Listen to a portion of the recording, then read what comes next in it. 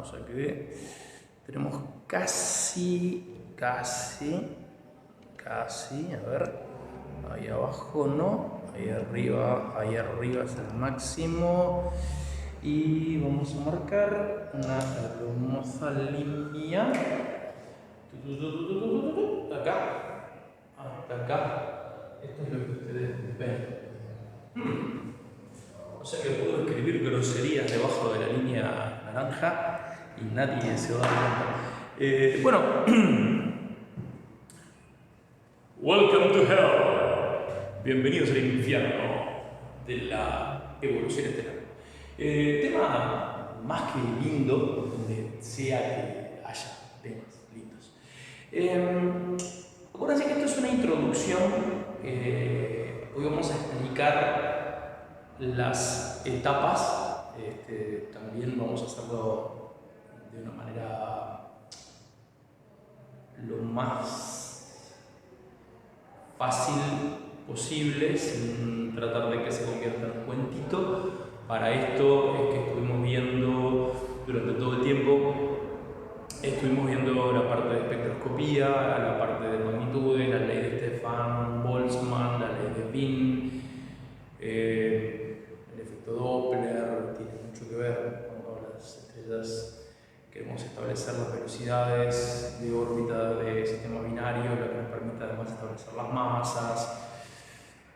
También la relación masa-luminosidad, también un montón de aspectos o de variantes. Vamos a tratar de dejar las menos posibles afuera. Evolución estelar es uno de los temas, de los grandes temas del año, ¿no? Creo que se dieron cuenta los que pudieron ver el video T. Hoy espero tener menos eco, creo que logré arreglar el micrófono. Así que bueno, comencemos con un eufemismo. Tengo a la profe de literatura que se ve que queda un rato antes acá. Hasta acá. Perfecto. Bien. Seguimos con nuestra introducción a la evolución estelar, con lo que es, obviamente, la primera etapa, lo que llamamos la etapa de fragmentación. Las estrellas nacen en grupos, las estrellas no nacen solas, como decía Carl Sagan en su video La vida de las estrellas, como repetiría después Sister of the Sun. El Sol no nació solo, lo que le pasó al Sol, lo vamos a ver después, así que se quedó solo, pero eso es otra cosa completamente diferente. Y una de las cosas interesantes es que las nebulosas tienen y pueden buscar, de hecho les recomiendo que lo hagan, no exactamente en este mismo instante, pero si esas imágenes hermosas de la astronomía que tienen que ver con las nebulosas, busquen nebulosas de gas y polvo, cubos de gas y polvo, que son cunas, literalmente son lugares de parto de estrellas. Ahí nacen las estrellas. Claro, una nebulosa típica puede tener 200 años luz o más de tamaño. Puede tener masa suficiente para formar 1000 estrellas como el Sol, 10.000 más. La pregunta primaria de esto que vamos a llamar sería la etapa 0. Vamos a poner un nombre que nos recuerde y lo que pasa en esta etapa es la etapa de fragmentación. Es decir, ¿por qué esa enorme nube que tiene una masa equivalente como para formar hasta a veces algún tipo de gran agujero negro, ¿por qué la gravedad no la junta, ¿no? ¿Cómo se separa eso? Bueno, tiene que ver con algo llamado vectorización. Hay que revisar un poco de papers nuevos para todo esto. Y uno se encuentra con situaciones, voy a simplificar, ni sueño con encontrar una nebulosa hermosa, Tenés una nube de casi polvo, básicamente acá lo que tenés es un 99,9% de hidrógeno y helio, quizás un 99% de hidrógeno y helio, y después un casi 1% de carbono, nitrógeno, oxígeno. Esas son las abundancias cósmicas, que sabemos, estamos viéndolas en la parte de espectroscopía, en el video doble L de la información que es posible obtener de la luz. Y esta nube se va a fragmentar en nubes más pequeñas, que a su vez se van a fragmentar en nubes más pequeñas, hasta que llegue un momento en que ya no se fragmenten más. Es decir, si pudiéramos poner una característica específica de aquello que habíamos visto de decir que, bueno, que la estrella es una pelea entre la gravedad y la energía, una dialéctica entre la energía creada en el núcleo de la estrella y la gravedad tratando de salir. En la etapa cero nosotros nos encontraríamos con que no hay una gravedad, una autogravedad conclusiva, y por supuesto no hay presión de radiación, acá no se está emitiendo energía. Las nebulosas pueden tener estrellas en su interior, se pueden calentar, pueden radiar en todas las longitudes del espectro. Algunas son oscuras, tienen más polvo. De nuevo, busquen nebulosas en imágenes de Google, van a encontrar cosas muy lindas, van a encontrar mucho verso de Photoshop, muchísimo verso de Photoshop. Busquen imágenes de POD, Picture of the Day, en POD de astronomía, busquen imágenes arbitradas en NASA, busquen imágenes en Wikipedia. Hay gente que se quedó en el año 2000, 20 años más tarde. Wikipedia es una excelente fuente de consulta y a cierto nivel incluso hasta para un poquito de investigación da. Después ya hay que entrar a leer otro tipo de cosas, pero bien.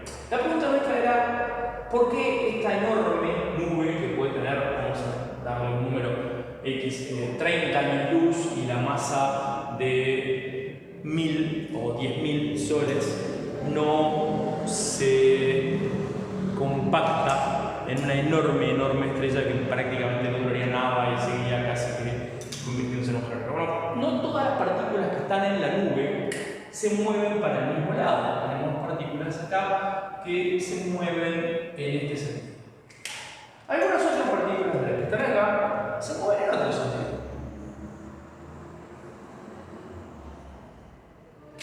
Algunas partículas se mueven en otro sentido.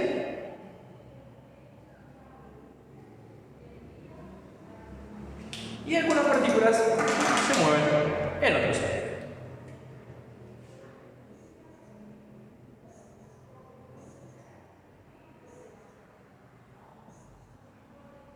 Si a menos que colisionaran, si tenemos partículas moviéndose para todos lados, yo estoy condenado a la bidimensionalidad del pizarrón y no vamos a empezar a hablar ahora de versores, vectores unitarios, tensores, etc. Simplemente vamos a quedarnos con esta idea de partículas moviéndose. Va a empezar a pasar algo. Si vos estás ahora en una clase y yo le digo a todos, párense, y le digo, bueno, giren a la velocidad que quieran, en el sentido que quieran y deténganse ahora.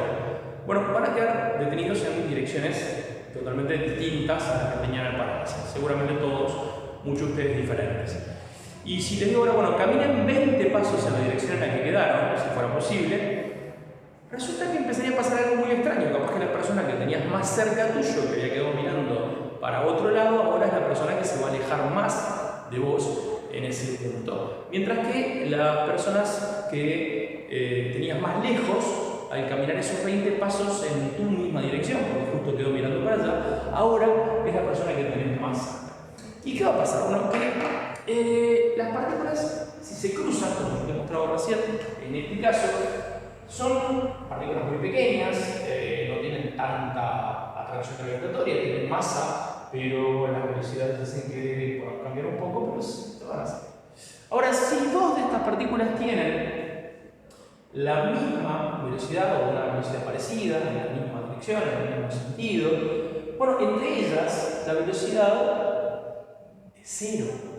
Por lo tanto, la fuerza gravitatoria podría empezar a acumular, a agruparlas, y dos ya van a tener suficiente fuerza incluso para empezar a traer una tercera. Y una tercera incluso quizás podría llegar a robarse alguna que originalmente no iba en esa dirección, y empezás a partir la nube de tal manera que empezás a tener agrupaciones de partes de la nube que iban en la misma dirección. Esa es la parte de la fragmentación, que acá te estoy mostrando como si se partiera hacia afuera, pero esto también se da dentro de la nube, ahora usando tamaños enormes, y ahí es donde empieza la cosa. ¿Cuándo se pone bueno esto? Bueno, la cosa es que para cuando vos llegas al punto último de división, decimos que se elimina una etapa cuando empieza la siguiente. En esta etapa no tenemos presión de radiación, no hay gravedad, así que para la etapa 1, que podríamos ya, te diría, catalogarla, ¿tá?, como esa etapa 1, es la etapa de concentración. Y esta etapa de concentración comienza cuando se forma lo que conocemos como un glóbulo de Bock. Yo les contaba que esto era en honor a Bart Bock, que fue la primera persona que empezó a plantear la idea de que había un paso intermedio entre las etapas de la evolución estelar, donde llegabas a un punto en el que ya no había más fragmentación. Es decir, ¿qué es lo que tenemos que decir ahora? Bueno, obviamente que todavía no tenemos presión de radiación,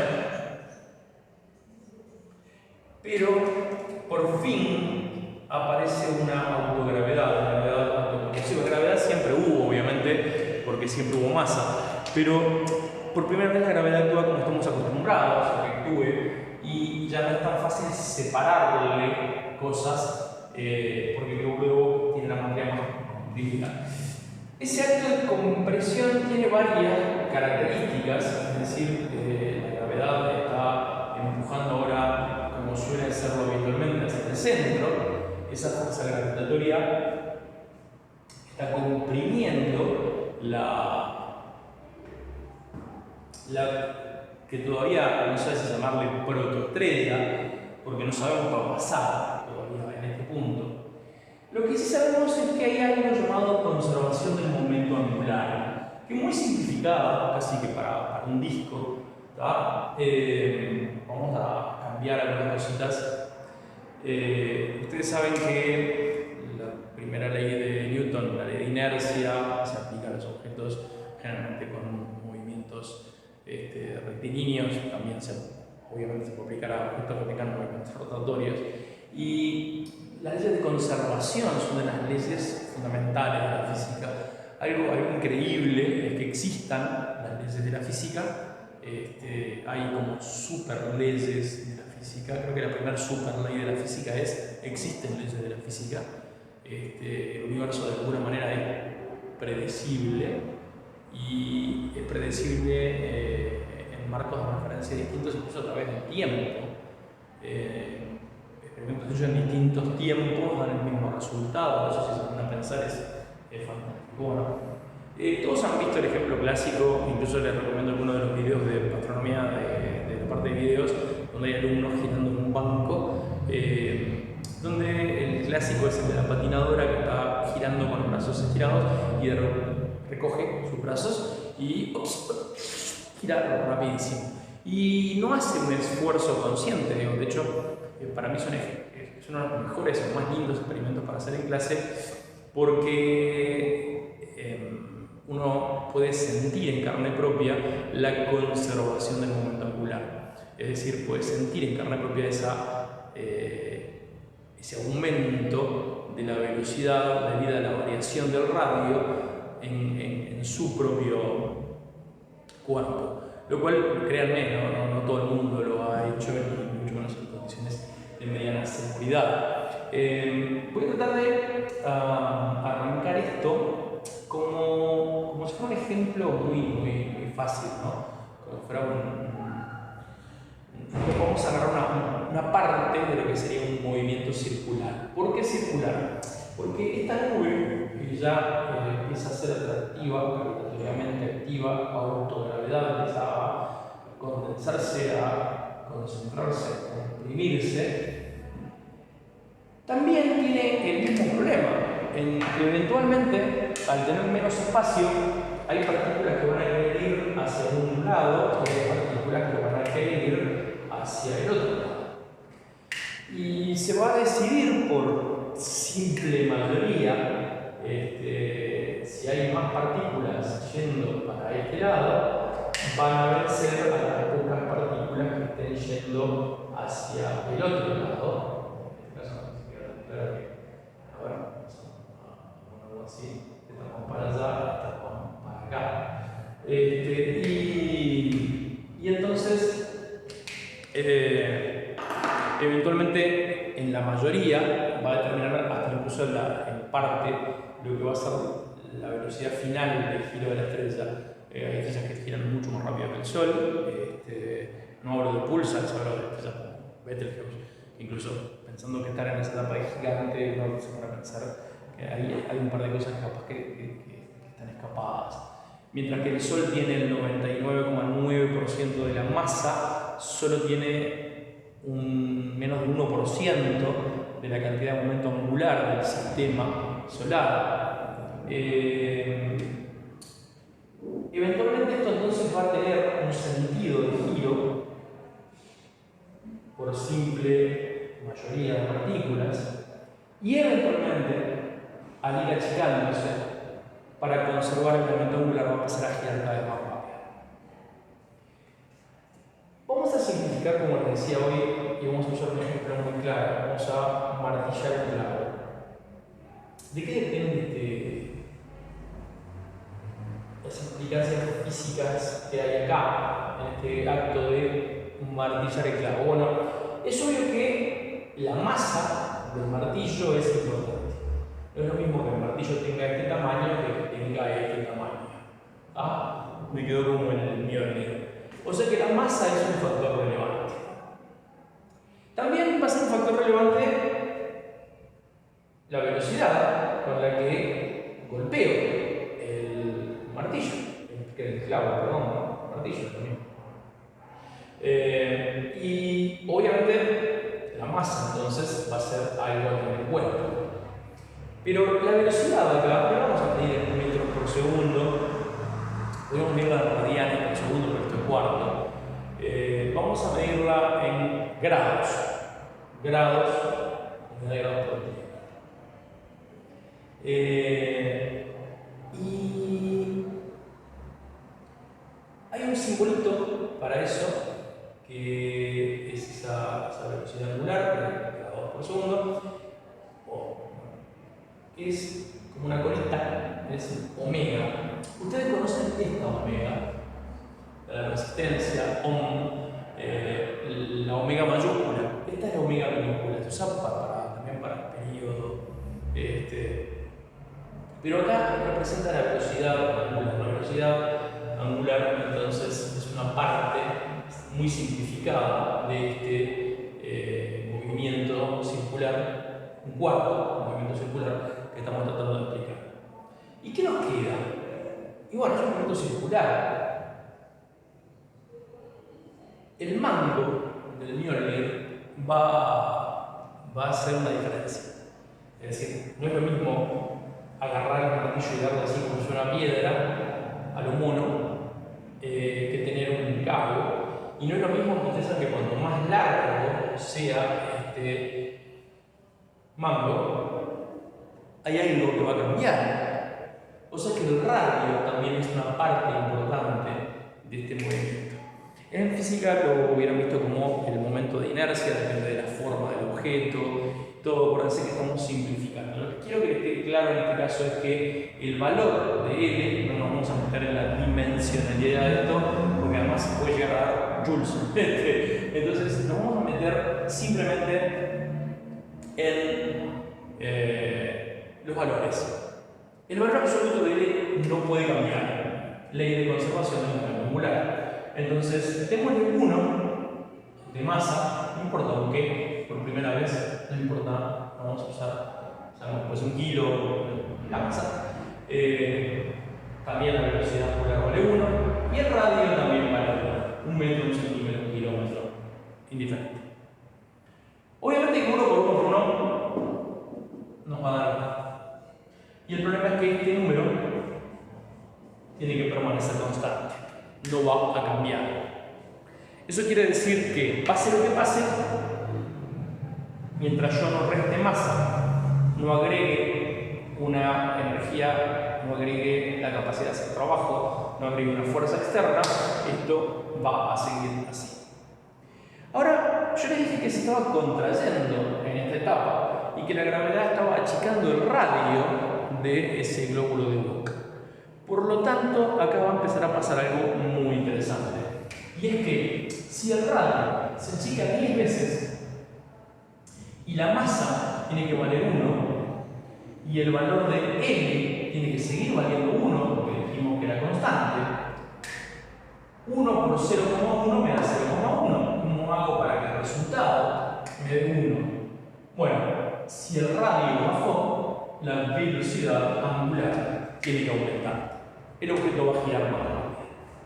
Y ahora va a girar 10 veces más rápido para que pueda mantenerse esa conservación del momento angular. Estoy haciéndolo de nuevo, de verdad, lo más fácil y simple, pero quiero que entiendan lo que está pasando acá.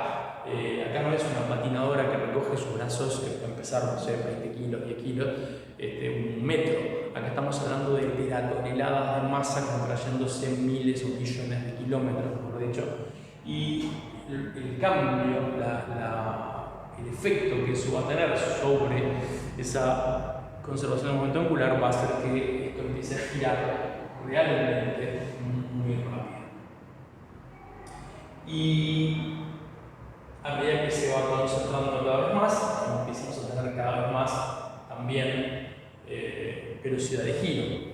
A mí me gusta la idea de comparar esto con una taza a la que se está revolviendo demasiado rápido y el líquido se va hacia afuera. Si la revuelvo demasiado rápido, incluso puede llegar a volcarse. Claro, en el espacio no va a derramarse y visto desde arriba tendría que ser algo parecido a esto.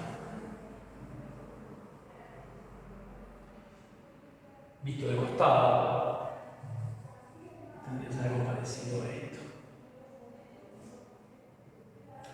Todo esto gira hacia el mismo lado, en el mismo sentido de giro. Según donde lo miren, se va a parecer irrelevante. También visto de costado, todas las partículas que estén acá, que están girando en el mismo sentido, van a compartir un plano, un anillo muy fino. Y sobre todo la parte más importante, parece ser que 9 de cada 10 veces la cantidad de materia que se vuelca hacia afuera tiene una masa mayor a 0,1 masas solares, bastante mayor incluso a veces, lo que significa que se va a formar una estrella y se van a formar otras estrellas por acá, masa mayor a 0,1 masa solar, masa mayor a 0,1 masa solar. Y este sistema sería un sistema de 3 estrellas. En nuestro caso, en nuestro sistema solar, la situación fue diferente. Vamos a hacer un 2 caras, como en el de Batman, y vamos a suponer que la masa que se volcó fue una masa, obvio que fue una masa mucho menor a 0,1 masa solar. Vamos a hacerlo más claro acá. Masa menor a 0,1 masa solar. ¿Y qué pasó? Que no se pudieron formar dos estrellas. Se formó el Sol y se formaron solamente objetos que fueron limpiando esta órbita, moviéndose en el mismo sentido en el que giraba la estrella, mientras iban limpiando, barriendo con este gas y polvo que quedaba ahí, y que la estrella, al descomprimiéndose, aumenta, acuérdense, la presión, aumenta la temperatura, en el centro de la estrella empieza a formarse plasma y para un momento determinado, por primera vez voy a tener energía. Todavía no llegamos a ese punto, no hay presión de radiación, no hay energía, pero ya está la base del sistema formado, o un sistema binario, trinario, múltiple de estrellas, o una estrella de planetas. 9 de cada 10 veces el universo determina o decide 9 de cada 10 veces sucede esto. O sea que muchas de las estrellas que ustedes miran en el cielo son estrellas que no están solas. Y si las estrellas necesitan para esto, para formar planetas, que no haya otras estrellas, porque las órbitas estables terminan requiriendo eso, nos encontraríamos con que los sistemas solares son a gran escala, los sistemas planetarios no son tan comunes quizás como nos gustaría. Bien, y ahora, ahora va a pasar que para este punto, donde ya la conservación del momento angular obligó a la estrella a girar cada vez más rápido, también eso quiere decir que descargó parte de ese movimiento angular. El momento angular del sistema ese momento sigue constante, nada más que ahora los radios de los planetas o las estrellas girando entre sí siguen siendo la misma masa, pero la velocidad se suma. Ahora, el tema es que el valor de L va a seguir constante, eso piensen tranquilos que va a pasar. La parte linda o interesante es que hay discos circunestelares antes de que los veamos. En un inicio incluso se buscan con telescopios de infrarrojos que están en órbita de la Tierra y que pueden de esa manera ver los infrarrojos, que no logran pasar la ventana atmosférica, no tienen una ventana atmosférica para pasar, y entonces no está. Lo que nos llevaría directamente a la etapa 2. No me olvide, quédense tranquilos, ya se los arreglo. La etapa 2. Bien, en esta etapa 2, que habíamos dicho que eran las etapas de la variable de tipo de Tauri, lo que sucede es muy interesante porque por primera vez podemos ver el disco circunestelar. Es decir, por primera vez nuestra estrella cumple con las condiciones de una estrella. Sí tiene gravedad autoconclusiva, sí tiene presión de radiación, o sea, sí empezó a emitir energía. O sea, sí hay las dos cosas. ¿Qué es lo que no hay? Excelente pregunta. No tengo equilibrio.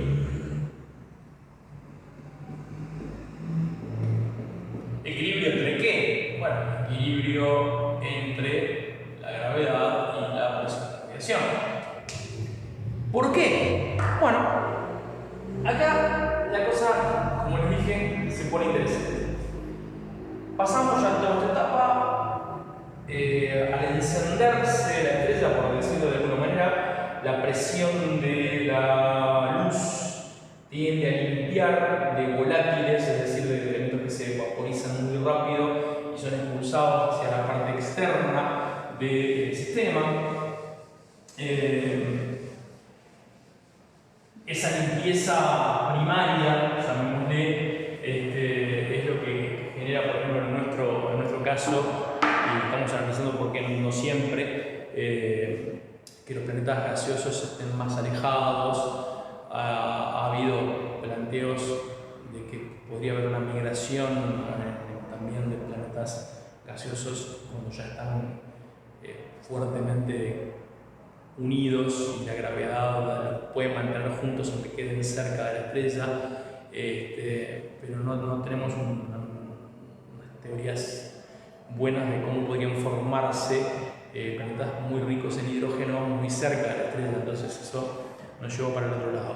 Pero déjenme solamente plantearles esta idea. Imagínense que estos son los radios de la estrella, para eso tienen que ir al video anterior y recordar cómo era la energía. Cuanto más presión, más hidrógeno se genera, cuanto más presión, más hidrógeno se convierte en helio, cuanto más helio se genere a partir del hidrógeno, mayor va a ser la energía, esa energía va a empujar hacia afuera, pero si empujo hacia afuera, dejo de estar apretando, por lo tanto la gravedad de la presión sobre el núcleo disminuye y entonces menos hidrógeno se transforma en helio, y ahí empiezo el lío, ¿no? Es decir, necesito un equilibrio. Supongamos que el punto de equilibrio está acá. Imagínense el resto de la estrella, no tengo ganas de dibujarlo, así. Imaginemos que tenemos un punto acá en la extensión donde, obviamente, ¿qué está pasando acá? Bueno, la estrella está expandida, por lo tanto no está haciendo presión sobre el núcleo. Al no hacer presión sobre el núcleo, tenemos una situación interesante. ¿Qué quiere decir esto? La gravedad es mayor que la presión de radiación, por lo tanto, acá la estrella tiende a caer sobre sí misma. Pasado este punto verde, la estrella está fuertemente comprimida, ha cambiado el radio, esto también debería generar variaciones en la velocidad de giro, todo eso, pero no es lo que nos preocupa en este momento. Eso puede estar afectando fuertemente los campos magnéticos de la estrella, los fenómenos magnéticos de la estrella tipo de Tauri tampoco los conocemos como nos gustaría. Sí, suponemos, incluso en algunos casos sabemos que este tipo de estrellas tienen variaciones magnéticas interesantísimas. Pero acá estoy haciendo tanta presión sobre el núcleo que la presión de radiación, la energía generada, es mayor que la gravedad, por lo tanto la estrella va hacia allá. Lo que es inevitable es, entre estos dos puntos, la estrella sí o sí tiene que pasar por un punto donde la presión de radiación y la gravedad se equilibren. Y entonces uno podría preguntarse, ¿por qué no se queda ahí la muy maldita? Este es el punto de equilibrio. ¿Qué la hace seguir en esta variable irregular? Acuérdense que la T-Tauri era una variable que no frenaba, es decir, que no frenaba, no, dije un disparate, perdón. Quise decir, acuérdense, de los errores es que aprendemos. Que no tiene regularidad en su ciclo, como pasa con la variable cefeida, que podemos predecir exactamente, incluso eso nos da una idea de su magnitud absoluta, cuánto es el periodo entre el máximo y el mínimo y cuánto tiempo lleva ese periodo. Pero en este caso no hay un periodo que podamos prever, es completamente caótico el sistema y la estrella puede brillar más, después un poco más, después menos, después poco. Pero además esos cambios van a ser uno en un día, otro en una semana, otro en un mes, otro en un año, otro en 15 días. Entonces es completamente irregular. Este tipo de variables son irregulares. ¿Ah? Ahora, estas variables irregulares van a seguir así. Y acuérdense que ahora pasamos de no tengo autogravedad, no tengo presión de radiación, a sí tengo gravedad, pero no tengo presión de radiación. Ahora por fin tenemos las dos cosas y tenemos discos circunestelares, lo cual te diría que es otra de las características. Yo no le llamaría tener discos circunestelares, pero sí diría que tenemos discos circunestelares visibles en nuestro rango de luz, o sea que podríamos poner sí a los discos circunestelares. ¿Está? En este sí, a los discos circunestelares, que se ven visibles, aclaro de nuevo, seguimos teniendo ese problema de ¿por qué? ¿Dónde queda esa parte que no logro conciliar en ese equilibrio? Y miren qué interesante, la respuesta es la más vieja del libro de física. ¿Por qué la estrella no se queda acá? Pura fucking inercia. Es decir, vos no podés frenar de golpe. Es decir, cuando llegaste hasta acá, ya sea que vayas hacia allá o vayas hacia abajo, venís con un momento, venís con inercia. Y entonces no vas a poder frenar. Claro, este vaivén va a ser cada vez más y más y más y más y más y más y más chico, hasta que logres un punto de equilibrio. Cuando encuentres ese punto de equilibrio, cuando encuentres este punto de equilibrio y vos digas sí, hay equilibrio. ¿Equilibrio entre qué? Entre la gravedad y la presión de radiación. Bueno, cuando vos encontraste ese equilibrio, es entonces cuando tenés la etapa 3. Es cuando tu estrella entró en la etapa más larga y más aburrida de su vida. En la etapa 3, donde está el equilibrio, esa etapa a la que llamamos de secuencia principal, para esto tendrían que ver los videos de cómo salvar este examen de astronomía, donde te explico qué es el diagrama HR y todo eso. En esa etapa es donde sucede todo esto. ¿Y a qué se debe? Entonces, bueno, básicamente este equilibrio a costa de un consumo masivo del hidrógeno del núcleo, el resto del hidrógeno de la estrella no está en condiciones de fusionarse, se debe a una estructura interna. La estructura interna, que en este caso vamos a trabajar con la del Sol, pero varían un poco en los tamaños de las zonas radiactivas y convectivas, básicamente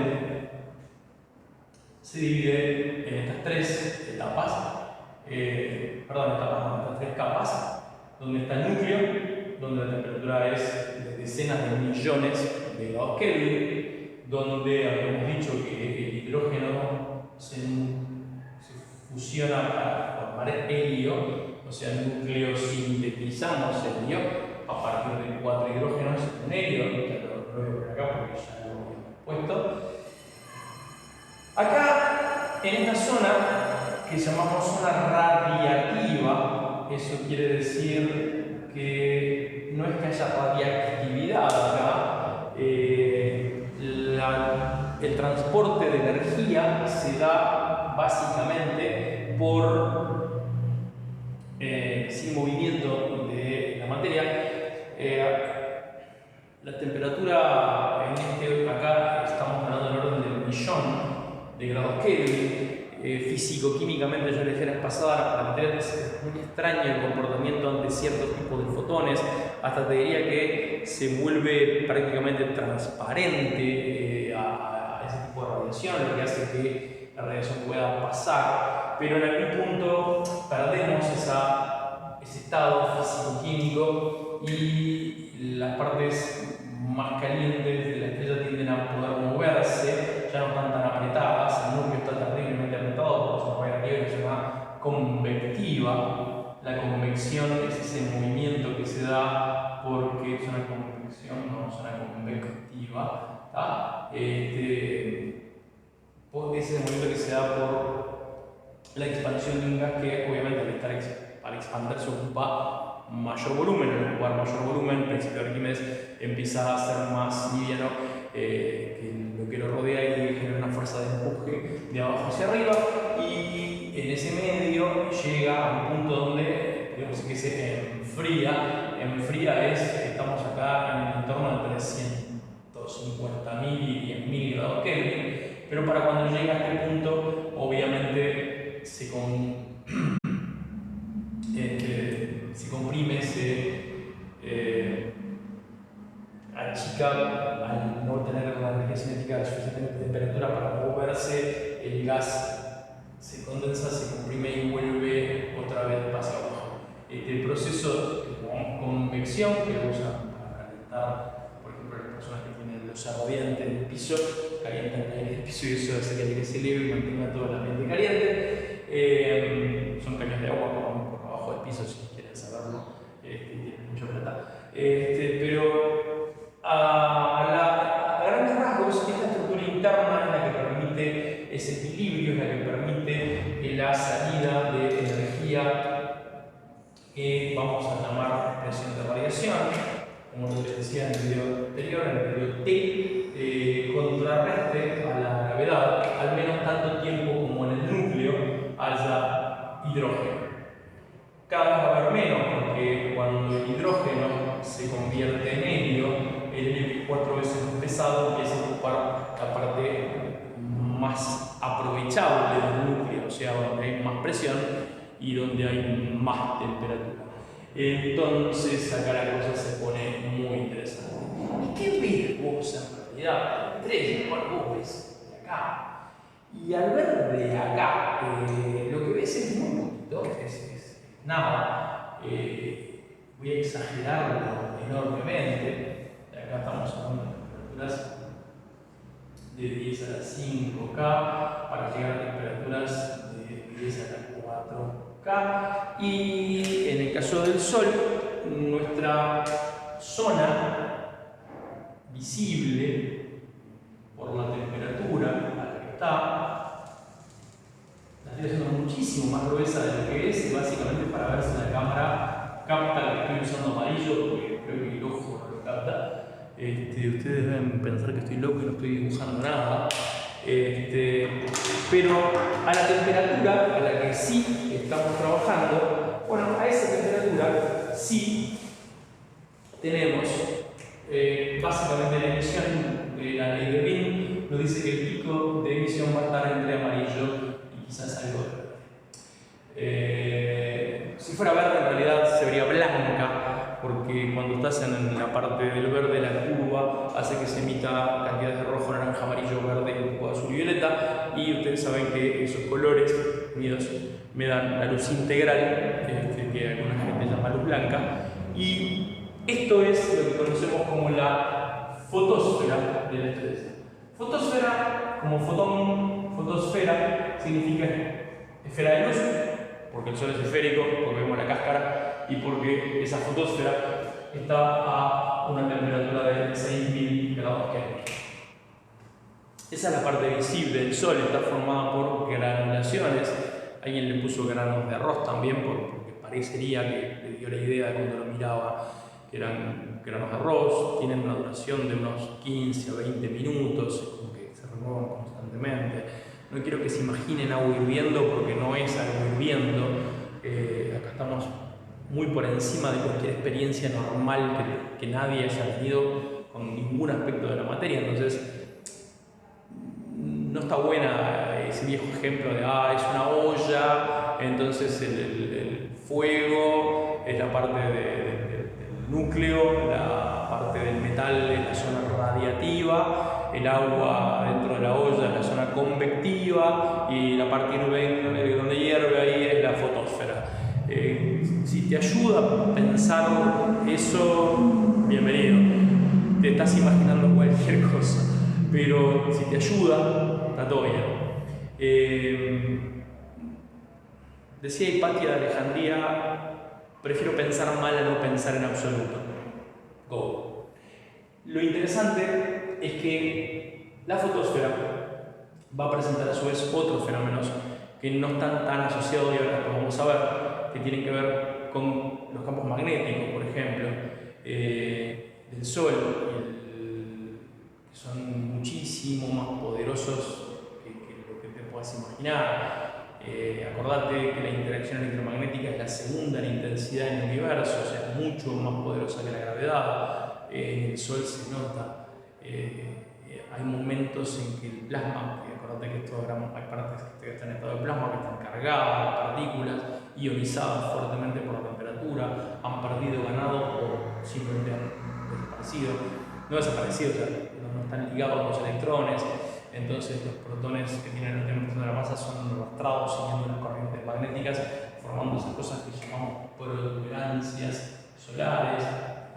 Esas protuberancias solares también dependen del campo magnético, que puede sufrir reinversiones, por lo cual eventualmente pueden llegar a ser disparadas al Sol en forma de eyecciones de masa coronal. ¿Qué es coronal? Porque bueno, los granos a su vez también en algunas zonas van a sufrir el efecto del campo magnético y la temperatura de esa zona va a bajar, va a formar una depresión. Acuérdense que esto es una pelea constante contra la gravedad. Por lo tanto, en la zona donde la temperatura baja un poquito, va a empezar a deprimirse. Esa depresión va a adquirir un color rojizo y la temperatura va a ser de alrededor de unos 4000 grados.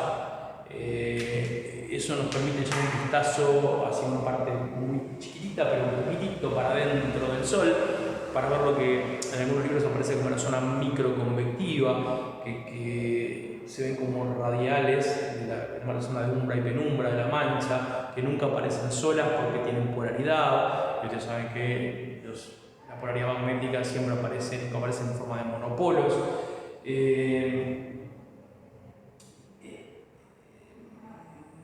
Hubo un tiempo en que incluso llegamos hay libros que todavía lo dicen, que planteaban que el Sol era una masa completamente oscura y que lo único que brillaba, el Sol estaba frío y negro y brillaba la atmósfera solar. Eso era lo que nos daba luz. No habría sido ningún cambio si fuera real dentro de nosotros. Y tomaban la idea de que la mancha era un lugar por donde se podía ver esa superficie oscura que había debajo de esa atmósfera incandescente del Sol. Hoy ya sabemos que no, que todo esto es un sistema así. Igual, recuerden, trabajamos en ciencia en base a modelos, los modelos son muy lindos, no son la realidad, hemos cambiado los modelos muchas veces cuando nos exige la realidad, la evidencia, cambiarlos. Una teoría es tan fuerte como hasta donde pueda ser falsada, y entonces ahí es cuando cambiamos y nuestra teoría no sirve y hay que tirar abajo todo el edificio y construir uno nuevo. Se aprovechan obviamente las cosas viejas, hay niveles en la relatividad del error, esto siempre es importante.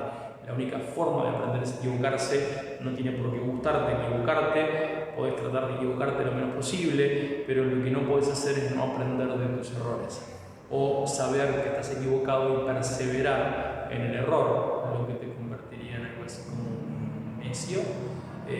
Así que tratemos de que no nos pase eso.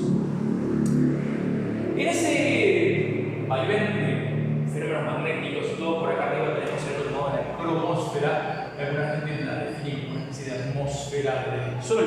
Otra gente dice, pero pará, no tiene mucho sentido hablar de una capa de gases que envuelve una gran masa de gases y plasma. Estamos pensando siempre en el tema de la atmósfera, como nosotros en la Tierra, que tenemos una superficie sólida y después una capa gaseosa. Pero bueno, la cromosfera tiene una temperatura un poquito menor que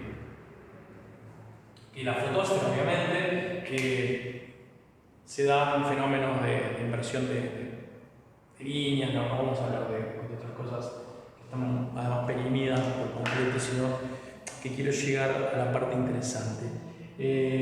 Vamos a poner una temperatura de unos 5800 Kelvin para esta pequeñísima y finísima capa de la cromosfera, donde se dan algunos de estos fenómenos, para pasar a la corona. Y la corona solar, que solo se ve durante los eclipses, esas otras cosas que uno a veces se siente un poco ridículo repitiendo que la corona solar se puede ver con un coronógrafo, no para un telescopio específico, o durante un eclipse solar, cuando se tapa el sol. Aquí viene la parte interesante. La temperatura de la corona llega y a veces supera el 1.000.000 de grados Kelvin. ¿Tá? Y entonces, si estuviste atento y decís, para, ¿qué me estás diciendo? A ver, acá la temperatura era de decenas de millones, según el tamaño de la estrella, ¿no? Estamos en estrellas medianas, chicas, centenas, miles, millones de grados Kelvin. Decenas de millones de grados Kelvin en este caso. Pasamos a millones, 100.000, 10.000, 6.000, 5.000, 800. ¿What? ¿Qué acaba de pasar? Bueno, obviamente, como pasa siempre, este tipo de cosas te dan una pauta de que te perdiste algo en el camino. Si la energía del núcleo de la estrella, a medida que te alejas del núcleo, empieza a bajar la temperatura, ¿por qué en la corona la temperatura es tan alta? Bueno, primero, hay muy poca materia en la corona en términos de lo que nosotros concebimos como materia. Si pudiera traer un pedacito de la corona en una copita, bueno, implosionaría porque sería prácticamente vacío desde nuestro punto de vista. Pero eso es enorme, la corona, las conexiones con la gran masa y las protuberancias que se van formando por efectos de los campos magnéticos, que no tiene dos polos, ni 3, ni 10, ni 100, sino miles en ese momento. El responsable de la corona no es ni la presión de radiación, ni la nucleosíntesis del helio, es la interacción magnética. Los campos magnéticos del Sol producen la energía, esa cantidad enorme de temperatura de la corona. Es otra fuente de energía, obviamente, porque no podía ser esta. Y por eso, cuando miras la corona, tenés que también cuidarte y cubrirte los ojos, y no puedes mirar la corona del Sol a ojo desnudo, ni siquiera durante los momentos previos a un eclipse. O sea, la corona no es inmediatamente peligrosa, pero no creo que a nadie le haga bien mirar durante un par de minutos. Creo que el eclipse es un completo más largo que es posible, ronda los 8 minutos, pero vamos a suponer que es un eclipsito de 2-3 minutos, ya está bueno eso. Y en ese caso, bueno, la corona sería visible durante ese tiempo. Todos esos fenómenos magnéticos se pueden ver hasta en tiempo real. Les recomiendo la página que se llama spaceweather.com. Es la página que dice cuánto vale el valor del viento solar en densidad y en velocidad de los protones, si hay manchas solares en este momento para ver, dónde están, cómo se comportan, cuánto tiempo duran. El hecho de que haya manchas solares fueron las primeras pistas de que el Sol rotaba y que no rotaba al mismo tiempo, que rotaba diferencialmente, que partes del Sol giran más rápido que otras.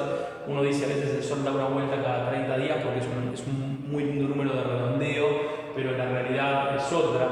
También hay alternancias en la aparición y desaparición de los ciclos de las manchas, que llamamos ciclos undecenales, porque son cada 11 años, pasamos de máximos a mínimos, nadie sabe por qué son 11 años, sino 14 o 28, o ni siquiera por qué existe el ciclo en realidad undecenal de manchas.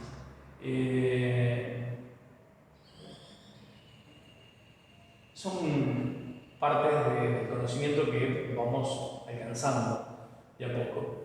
Y este equilibrio, así como hoy no estaba, pronto va a dejar de estar. Y cuando eso pase, esta estructura interna y todo esto tan bonito forma la estrella en la secuencia principal va a tranquilamente irse. Para las estrellas que tengan entre 0,1 y 0,4, 0,5 masas solares, el final es un poquito medio aburrido, es decir, no van a tener más que una especie de pequeño último estertor, donde se supone que la estrella ampliaría un poquito su volumen, pero seguiría contrayéndose por efecto de la gravedad, lo que nos llevaría a que ya se acuerdan la etapa 4A, donde las estrellas que tenían entre 0,1 y 0,7 masas solares quedaban ubicadas ahí. Para una de las primeras franjas no iba a pasar mucho más que terminar formando algo que hemos denominado una oscura, pero para estrellas que están en este rango, que no pueden, si bien no van a poder convertir el helio en carbono, sí van a hacer una especie de última quema por la que la gravedad es mayor de los restos de hidrógeno que quedan en el núcleo, y la estrella se va a hinchar unas 10-12 veces, con lo que se han llamado subgigantes. Lo interesante de esto es que mucho de lo que hay acá, si el universo tiene 15.000 millones de años, 14.000 millones de años, en realidad todavía no ha pasado. No son, como les decía hoy, son nuestros modelos teóricos. El final se uniría siempre en el mismo punto, donde tendríamos lo que podríamos llamar un final de una oscura, y ahí sería la parte del final de estas estrellas que ya no están en la etapa 3, sino en la etapa 4, que ya no están en equilibrio y que van a dejar de a poco de tener presión de radiación y van a ser dominadas por la fuerza, por la interacción fundamental más débil de todas, pero que como es solamente atractiva y tiene un rango infinito, termina siendo increíblemente dominante. Quizás en unos años, o unos siglos, o unos milenios, las interacciones no sean 4, sean 5, o sea una sola con muchas caras, como un dado gamer de juego de rol, con muchas caras, más de 4, más de un tetraedro, más de dodecaedro, más de lo que nos den los sólidos pitagóricos o no. Quizás la energía oscura es la manifestación de una interacción fundamental. Yo no lo sé, creo que en este momento nadie lo sabe. Obviamente hay gente mucho más cerca que yo de saberlo, pero bueno, era solo compartir una idea con ustedes en este punto. ¿Qué les pasa a las estrellas como el Sol? Bueno, estrellas que tienen entre 0,7 y 5 masas solares, como decíamos la vez pasada, van a convertirse en lo que conocemos como gigantes rojas. ¿Por qué? Bueno, lo primero es que una estrella, cuando llega a la etapa 4b, la temperatura del núcleo ya está en el orden de las centenas de millones de grados Kelvin. En estas temperaturas resulta que 3 helios pueden convertirse en carbono, que puede también el núcleo sintetizar nitrógeno y oxígeno y seguir en la tabla periódica hacia abajo. Cuanto más masa tenga, mayor va a ser la cantidad de capas que le podemos agregar a este núcleo. La zona radiactiva prácticamente desapareció. Vamos a hacer un corte de acá y acá tenemos que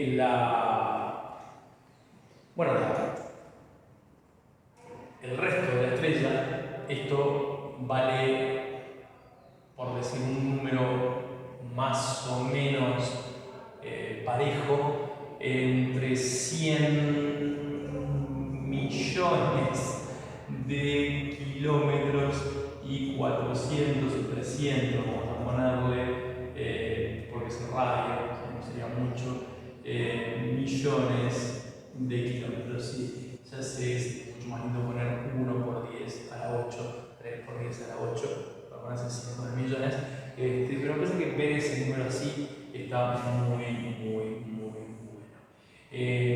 Inflamos una estrella a proporciones monstruosas, es decir, también eso te da una idea de lo que vale esta temperatura, es decir, querés imaginarte lo que son 300 millones de grados Kelvin. Bueno, pensalo de esta manera.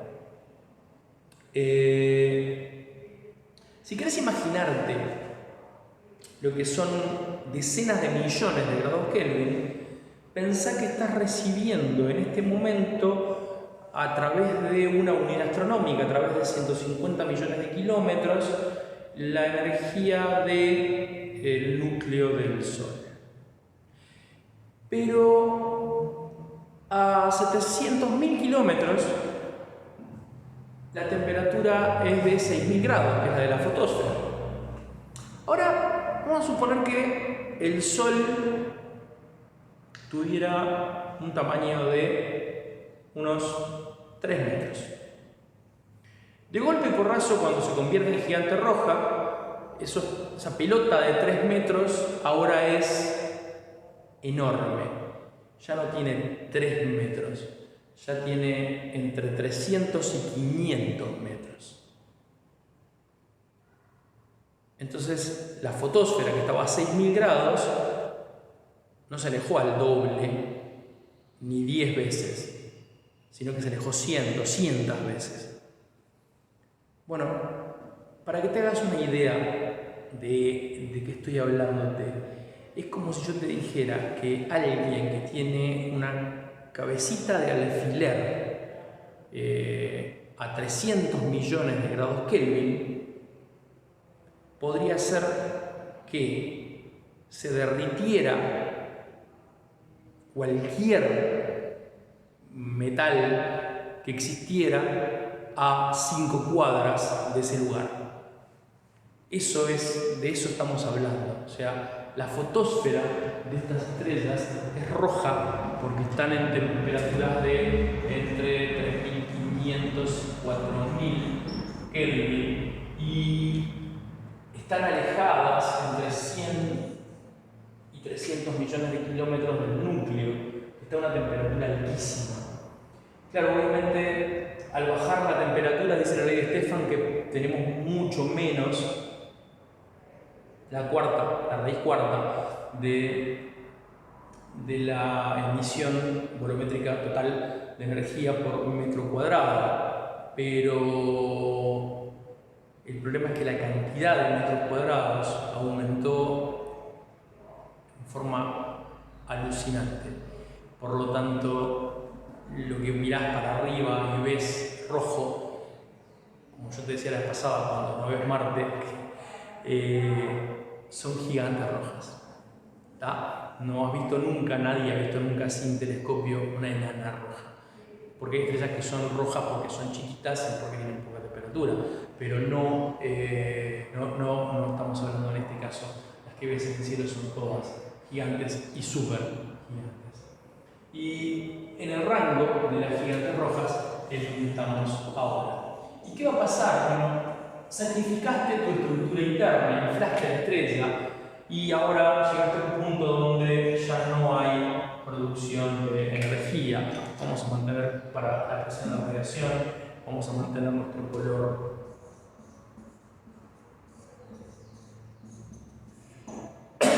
azul. Y entonces la gravedad va a colapsar la estrella. Algo que nos llevaría a la etapa 5B. Para esa etapa, coronavirus. Para esa etapa 5B,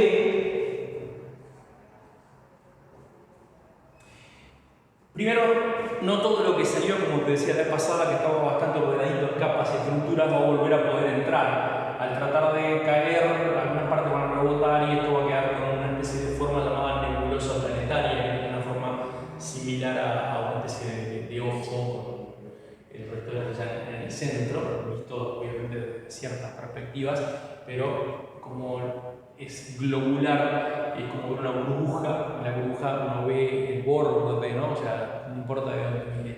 Y esta etapa de nebulosa planetaria, como se le llama, no tenemos muchas formas de volver a formar estrellas a partir de este tipo de nebulosas.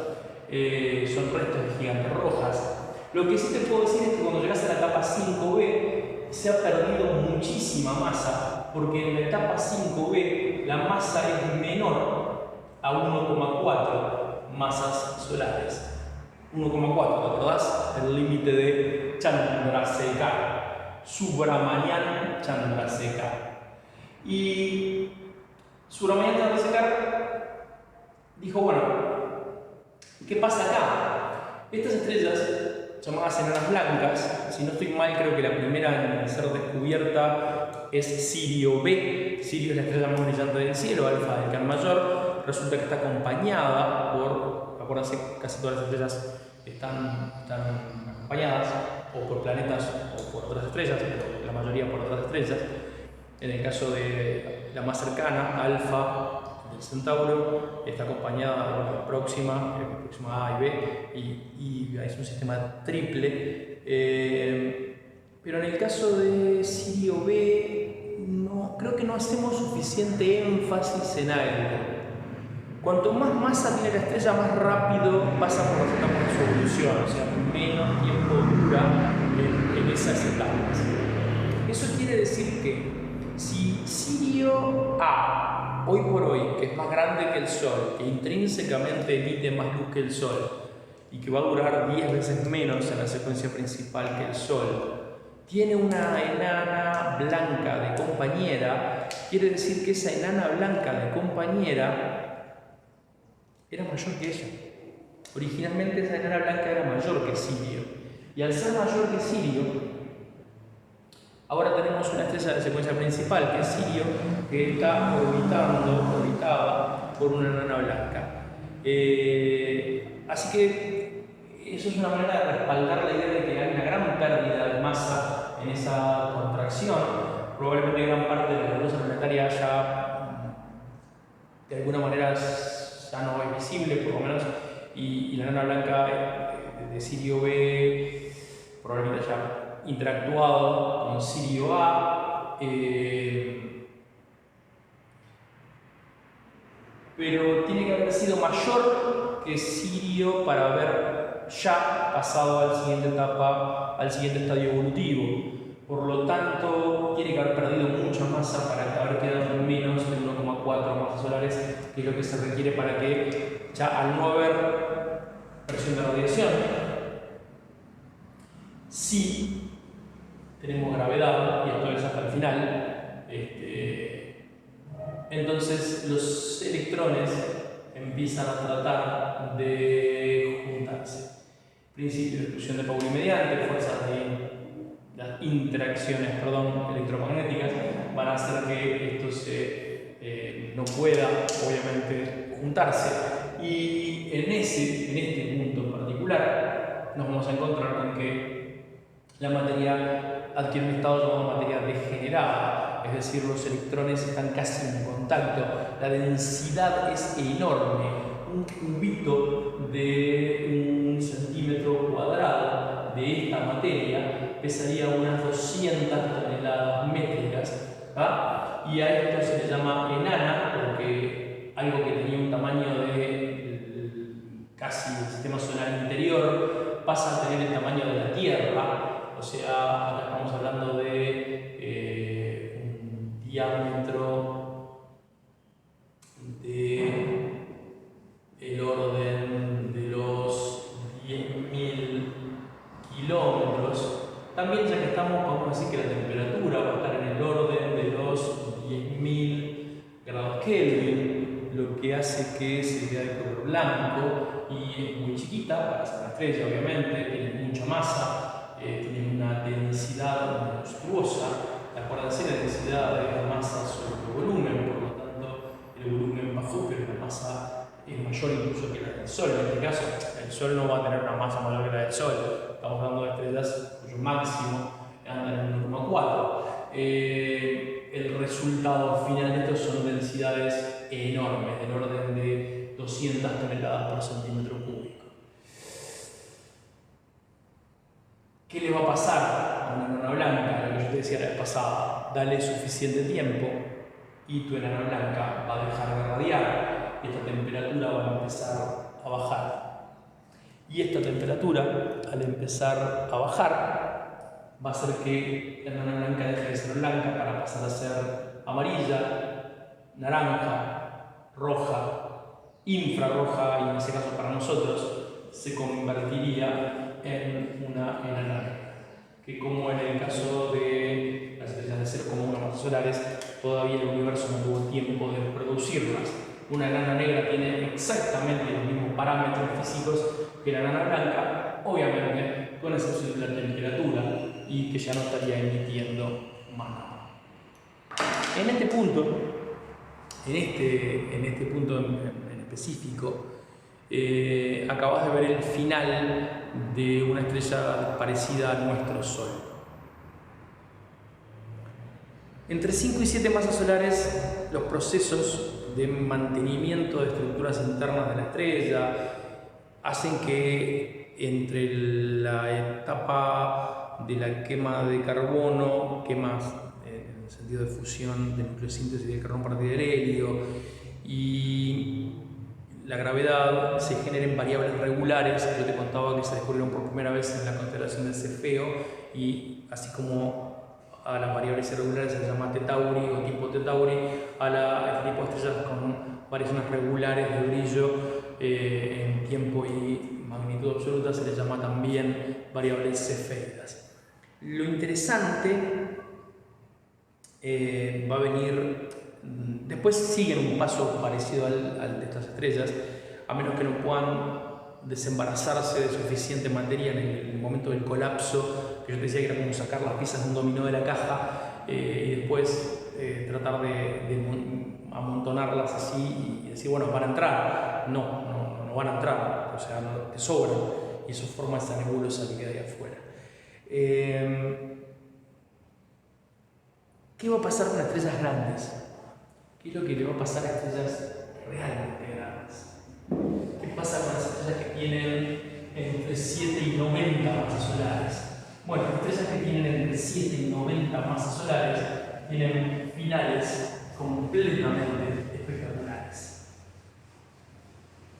Estrellas que están condenadas a dar un último gran show, un último enorme gran espectáculo.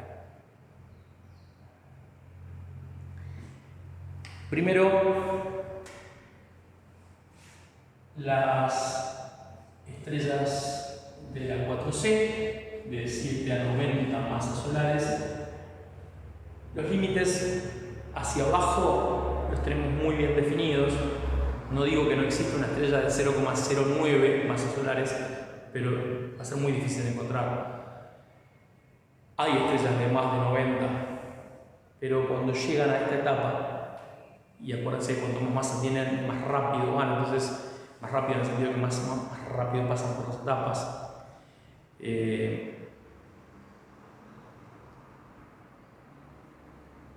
Muy pocas logran terminar con 90 masas solares, es un disparate.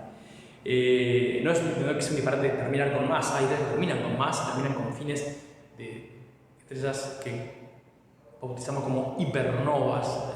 Quedan fenómenos que todavía no hemos visto y que algunas probablemente no nos hayamos todavía ni siquiera imaginado que existen. Pero en este caso, la estrella es una supergigante. Y una supergigante tiene diferencias sustanciales, no solo porque es supergigante. Digo, es supergigante, sí, obviamente, pero es supergigante en el sentido de que, claro, estamos hablando de una estrella que puede ocupar entre la cuarta y la mitad de lo que es el sistema solar. ¿tá? Estamos hablando de estrellas que en su núcleo tienen temperaturas no de 300 millones, sino de 1000 millones de grados Kelvin. Estamos hablando de estrellas que cuando llegan a acumular hierro en su núcleo, y entonces la presión de radiación, porque ya no producís energía a partir del hierro, si vos querés agarrar hierro y juntarlo con otra cosa para formar un elemento más pesado que el número 26, tenés que aportar energía, ya no tenés aquella energía de ligadura que yo te contaba que es negativa, entonces ya la cosa empieza a cambiar. Es como si vos pusieras plata en el banco esperando tener intereses. Para eso tenés que poner plata, no como yo que soy tan pobre que el banco me cobra por tener mi dinero. Es increíble, ¿no? Si vos tenés mucha plata, el banco te da plata porque vos tenés mucha plata, entonces te da intereses. Pero si vos tenés poca plata, como no llegas al mínimo, el banco te cobra por tener poca plata. ¿Cómo llegamos acá? Supergigantes. Bueno, el hecho es que en una supergigante el núcleo de la estrella, a una temperatura altísima, tiene o hace varios tipos de fusión al mismo tiempo. Y hidrógeno, helio, carbono, nitrógeno, oxígeno, silicio, calcio, etc. Se van produciendo. El problema es que cuando se da el corte, no estamos hablando de una estrella que tiene 100 millones de kilómetros y 5 o 6, sino que tiene entre 7 y 90 masas solares. Esto es proporcional a una gravedad monstruosa. Y esa gravedad monstruosa va a tratar de, cuando no haya más presión de radiación, va a tratar de comprimir la estrella. Ya no es vos metiendo las piezas del dominó dentro de la cajita con la mano. Esto es más como meter un auto en una compactadora, ¿no? Y entonces, ¿qué había acá? ¿De qué estaba hecha la estrella? ¿De qué sigue siendo mayoritariamente la estrella? De hidrógeno. Pero este hidrógeno no puede entrar al núcleo. Son miles de millones de kilómetros de hidrógeno siendo presionados por la gravedad, menos porque la gravedad es inversamente proporcional a la distancia, la radio se vuelve muy grande, pero igual sigue siendo lo suficientemente fuerte la gravedad para ser conclusiva, para poder mantener la estrella unida, pero no puede. Imagínate tener un clavo perfecto, con filo, punta, todo, pero de espumaplas. Yo te doy ese clavo de espumaplas, te doy un martillo y te digo clavalo en la mesa de madera. Y vos te reís y me decís es imposible. Bueno, el hidrógeno es el clavo de espumaplas. Y esta es la mesa de madera. Esto es mucho más denso que esto. Esto no puede entrar acá. Va. ¿Qué pasa si le hago un agujero a la mesa de madera? Podría poner el tornillo clavo de espumaplas. El límite de secar en algún momento, cuando la temperatura baje lo suficiente, cuando la cantidad de energía y la presión aumenten, se activen los principios de explosión y empiece a haber unos ríos enormes a nivel de las partículas subatómicas que van a estar acá, va a hacer que los electrones caigan a los núcleos, a los protones, y entonces el resultado de esto sean neutrones, una zarpadísima emisión de neutrinos, y de hecho hay un momento en que la densidad es tan alta que ni siquiera los neutrinos pueden pasar. Esto es asombroso porque los neutrinos pueden atravesar un año luz de plomo y salir del otro lado como si no se hubieran enterado. De hecho, no se enteraron, la mayoría no se enteraron de que habían pasado por un año luz de plomo. ¿Por qué? Porque la materia normalmente a la escala de un neutrino. Neutrino significa neutrón bambino, es una partícula propuesta por Enrico Fermi, que se descubrió después de ser propuesta. El tema es que la materia originalmente, imagínense estar en un enorme lugar vacío, tipo estacionamiento, pero muy grande, donde hay tal vez 2 postes o 3 por ahí. Y yo te vendo los ojos y resulta que te largo a caminar. Tendrías que tener mucha mala suerte para pegarte contra uno de los postes. Sería demente. Bueno, eso es lo que le pasa a un neutrino. Vive en un mundo de espacio vacío para él, para nosotros es un mundo sólido, para él no. Es mucho más chico que la materia y ni siquiera se ve afectado por las fuerzas eléctricas. Entonces atraviesa las cosas sin ningún problema.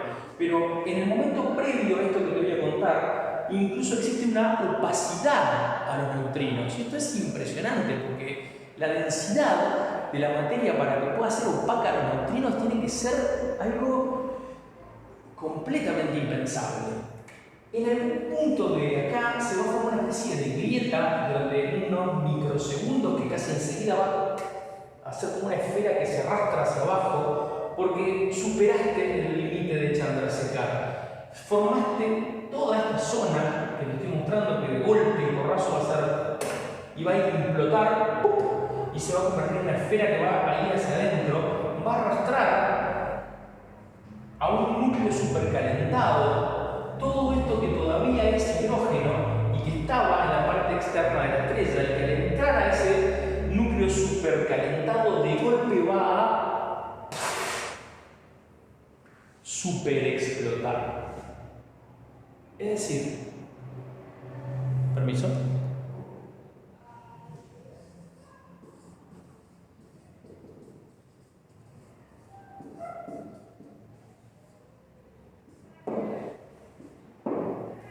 O sea, acá había suficiente hidrógeno como para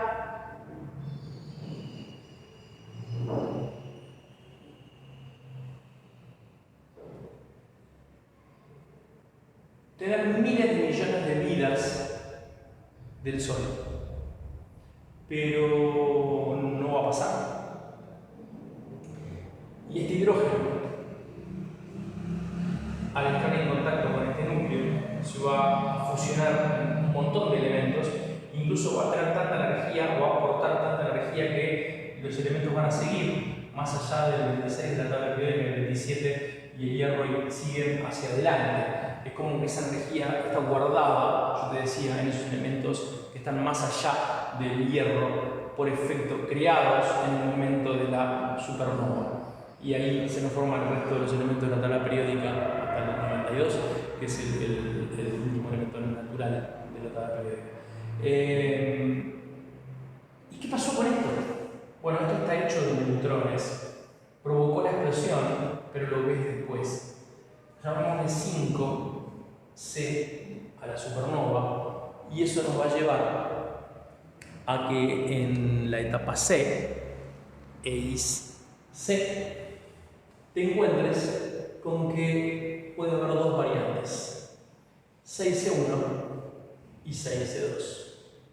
Pasaste el límite de Chandrasekhar y entre 1,4 y 3 masas solares, tus características físicas son temperatura, ni idea.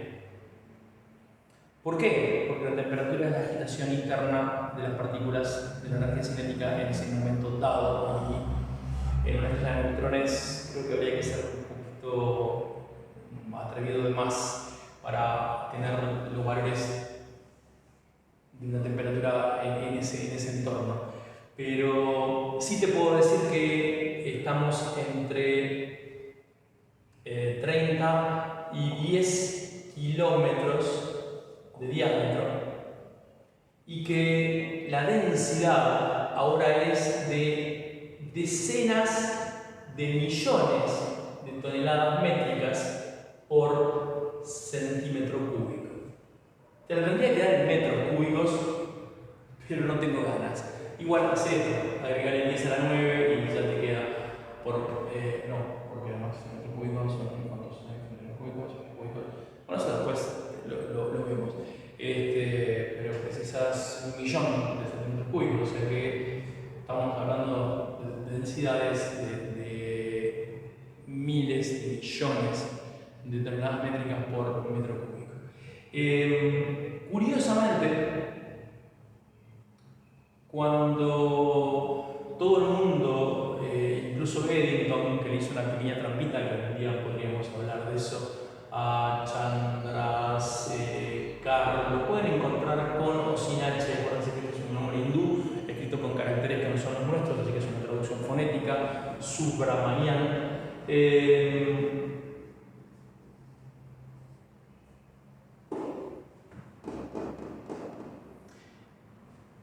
Cuando le dio el nombre, cuando descubrió este proceso, y a esto se le llamó estrella de neutrones, porque bueno, era lo que quedaba de una estrella y estaba compuesta de neutrones, o sea que mucha originalidad podríamos decir que no hubo. Nadie se puso a pensar en un efecto secundario que había tenido que darse lugar para que un objeto de miles de millones de kilómetros de radio quedara en 15 kilómetros de radio. Tenía que venir alguien llamado Jocelyn Bell, creo que se escribe así, pero no me he equivocado, si me falta una L, perdónenme, búsquenla. Jocelyn Bell está viva todavía. Hay gente que dice que le robaron el Oscar porque fue la que notó que las estrellas de neutrones, para conservar el momento angular, tenían que girar a velocidades absolutamente dementes. Estamos hablando de miles de revoluciones por segundo al momento de formarse. Después pueden entenderse un poco, no porque el momento angular no se conserve, sino por rozamiento de campos magnéticos, transferencias de energía externa y injerencias en el sistema de ese tipo. Pero cuando Jocelyn Bell, en su curso de grado, desarrolla una especie de radiotelescopio para encontrar ondas de radio del espacio, encuentra una especie de que al principio se le llamó LGM, que significa Little Green Men, o sea, pequeños hombrecitos verdes. Y esos pequeños hombrecitos verdes era porque una de las opciones para una señal que oscilaba con una perfección casi artificial ¿por qué llamamos artificial? ¿No? Todo sería natural. De unas 30 revoluciones por segundo, en el caso de Jocelyn Bell, podían ser señales de extraterrestres. Claro, hubieran sido extraterrestres muy brutos para mandar siempre la señal y no cambiarla nunca. No había mucha información ahí, así que empezaron a buscar cuál era el fenómeno natural y todos estos grandes señores fumando sus habanos que habían felicitándose por haber descubierto el límite echando a secar. No, pobre echando a secar, era terrible, el hindú era un cará. Pero después les voy a contar lo que le hizo Eddington. Pero Jocelyn Bell determinó que lo que estaba pasando era que la estrella de neutrones giraba tan rápido que el barrido de los polos magnéticos de la estrella contra la materia que había quedado del resto de la supernova la hacían pulsar en cada uno de esos giros como una especie de faro cósmico. Y creo que la imagen de Carl Sagan no es mía, no soy tan bueno. Como le decía la pasada, alguien dijo, ¿por qué no le pusieron rotars? Yo qué sé, bueno, se les ocurrió, pero el hecho de que fueran pulsars era la parte interesante. Y bueno, ¿y qué pasa si el fenómeno, cuando se origina, tiene un límite mayor? Bueno, ahí entramos en nuestro 6C2. Y acá es donde la física clásica colapsa por completo ya para los 12 años. Pero incluso hay peleas entre la física relativista y la física cuántica por esto. Con una masa mayor a 3 masas solares sin presión de radiación, porque masas 3 masas solares más hay pila de estrellas, pero ya estamos hablando que sin presión de radiación, solo la gravedad actuando, sobrepasan algo que a veces se llama límite de Ruffini, pero básicamente lo que hace es contraer la materia a un extremo superior al radio de Schwarzschild.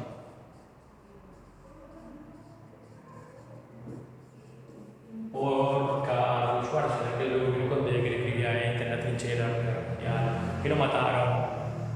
Perdimos una de las grandes mentes en una de las guerras más idiotas, cuando podíamos haber perdido una mente como la de Trump en el COVID, un desperdicio.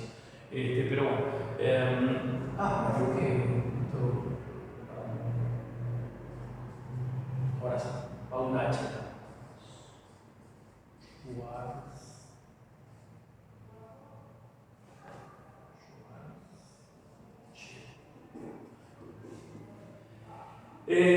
Bueno,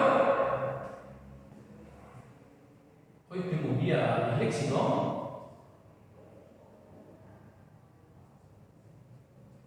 Bueno, si me equivoqué, lo buscan y me dicen. Acuérdense, aprendemos de los errores, así que si ustedes ven que yo escribí mal algo, lo comentan y lo arreglamos. ¿Qué va a pasar acá? Bueno, la velocidad de escape va a ser mayor a la velocidad de la luz.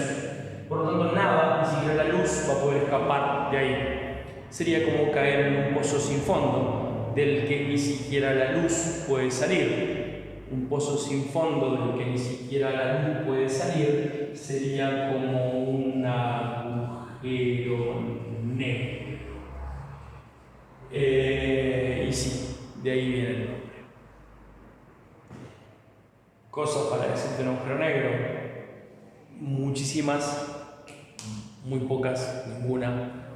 Yo mismo tuve la suerte de plantear en un par de papers una idea acerca de cómo utilizar, esto fue en el 2003, así que imagínense que es una banda de años, que se me ocurrió la idea de utilizar la radiación Hawking y mezclarla con algo llamado la teoría del estado enredado cuántico, el quantum entanglement, que no depende de la localidad einsteiniana, es decir, mi idea fue que las partículas en el borde del agujero negro, cuando decía Stephen Hawking que esa radiación Hawking que se podía formar una partícula y una antipartícula que al formarse una parte caía al agujero negro mientras que la otra lograba salir del horizonte del suceso. No entiendo cómo él mismo no se dio cuenta, hasta donde sé, es un descubrimiento mío. Esas partículas están enlazadas por el entrelazamiento cuántico, lo que se llama teorema de Bell, que fue comprobado por Allen Aspect por allá por la década del fin del 70. Y al estar enlazadas a dos partículas, yo debería poder saber lo que le está pasando a la que está dentro del agujero negro porque está enlazada con la que está afuera del agujero negro. Si encontráramos un agujero negro que emitiera radiaciones suficientemente bajas como para que estuviera relativamente solo, para que no se nos mezclara esa radiación, yo creo que podríamos estar estudiando lo que pasa bajo la singularidad. Y sí, la idea es mía. Por eso me gusta tanto hablar de eso. Pero estamos todavía bajo un límite técnico de la capacidad de reencontrarnos con esa capacidad de datación. La primera vez que lo propuse fue en Arecibo, en Puerto Rico, comunicando astronomía en Hispanoamérica. Después en una charla que di para la Asociación de Profesores de Astronomía en Uruguay, cuando no era un refugio de buena importancia. Simplemente en el planetario. Y después me han invitado a muchísimos lugares a hablar de este tema. Creo que si tuve alguna vez algún vistazo de lo que era tener una idea muy buena, fue esa vez. Creo que por acá estamos. Si tienen alguna duda, alguna pregunta, algo más, lo que ustedes quieran, lo dejan, lo escriben, lo ponen, lo sacan y lo ven. Como siempre,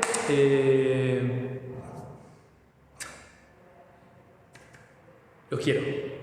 Cuídense. Entramos en la etapa amarilla del coronavirus, pero seguimos reduciendo distancias, haciendo cualquiera. Usen tapabocas, piensen que el spray dura horas en un ambiente cerrado, lo que hace que te podrías contagiar tranquilamente de coronavirus. Yo qué sé. Cuídense. Si fuera al revés, si este virus matara niños, te juro que no verías ningún viejito sin tapabocas. Este virus tiene preferencia por matar ancianos y por dejar gente joven en condiciones de invalidez y de enfermedades crónicas. Así que no estás a salvo. Pero yo qué sé. Pensalo, sé buena gente. Cuídate, ponete la mascarita, no te acerques al cohete, lávate las manos todo lo que puedas. ¿Tá? Bueno, ahora sí. Pastrana, cambio fuera. Los quiero mucho. Cuídense. Vamos a